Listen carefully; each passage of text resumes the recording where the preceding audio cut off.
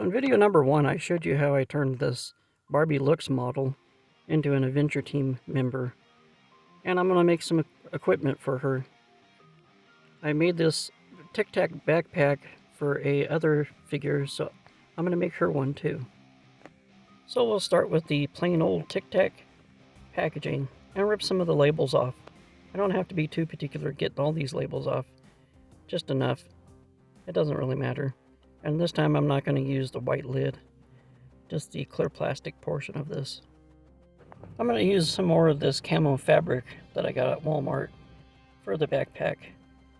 And instead of gluing it, I'm going to use some of this T-Rex super glue tape. This stuff is pretty cool. And it's really easy to use.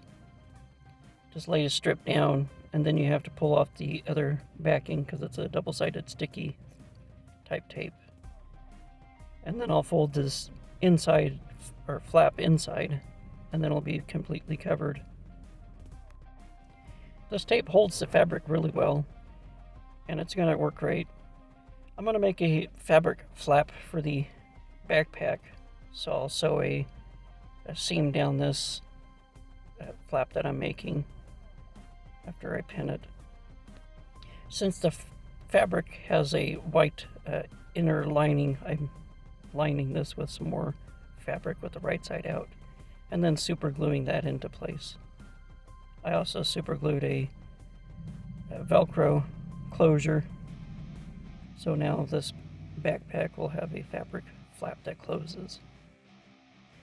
I glued some elastic ribbon on the for shoulder straps.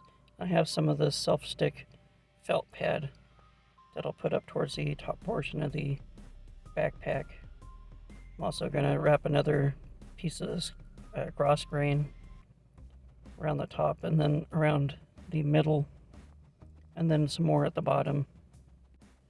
This will hold the straps into place and keep it secure so it won't pull free.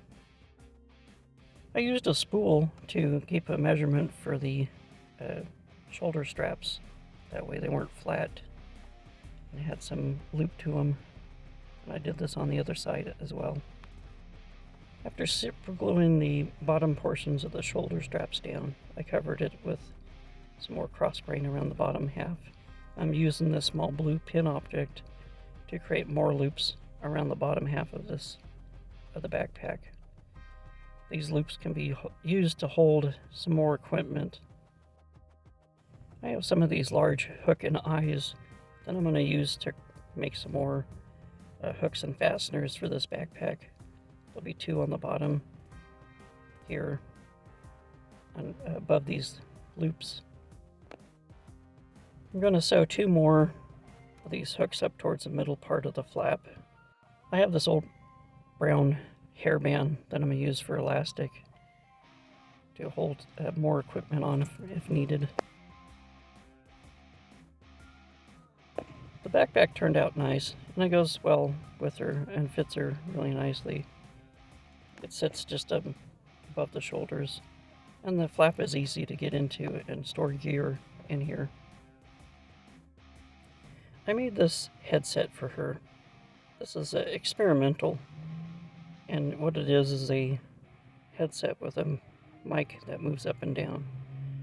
So it's kind of difficult to make, but I got it. I also made her this scope object, or the scope piece of equipment. I used some elastic cords around the handle so her hand could fit through it and hold on to it. And I'm not sure what kind of scope this is, maybe night vision or rangefinder, or who knows. I also made this piece of equipment for her. The elastic strap hold that she could hold on her hand. And it has a screen. And I made 2 of them because I have more of these figures with the flat hands.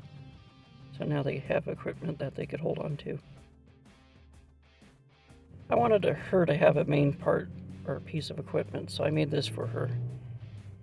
It has a shoulder strap so she could put it around her neck and carry it over her shoulder. And it has a carry handle and an antenna and also a elastic strap for her hand. On the back of it, it has this flip down kickstand so it could sit on a surface and stand up. I thought that was a neat addition to this. And these other pieces of equipment will go well with her loadout. I also made her a long sleeve shirt, but I didn't really show it. It's hard to fit underneath her jacket because her jacket doesn't fit very loosely. But I had fun making this equipment for these dolls with the flat hands. I'll probably be making some more. So I'll do a character bio, but I'm going to try something new, and I'll have Con tell you about this character and what her role is in the Brass Eagle Adventure team. Hi, I'm Con, a Brass Eagle Adventure team commander. I would like to introduce Sakura Tanaka. We call her Cora or Commander Cora. She is the operations commander here at Brass Eagle Adventure Team. The role was previously filled by my friend, GC, is currently on the reserve unit, stationed in Oregon.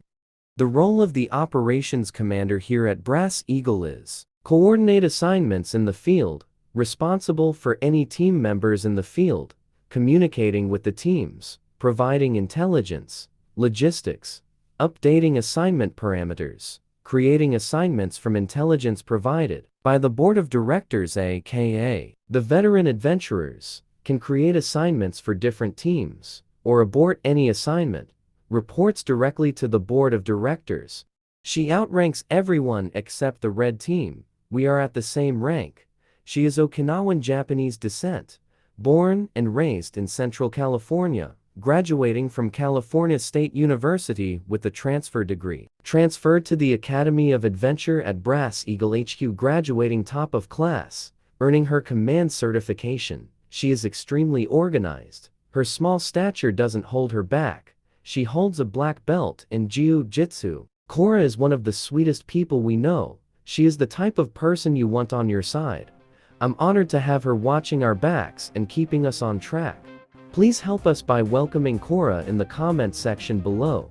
Also, click that like button, share this video with your friends, subscribe if you are not already, and let me know what you think about having me tell you about my team members. Thanks for watching. Don't forget to collect, inspire, and create. See you in the next video.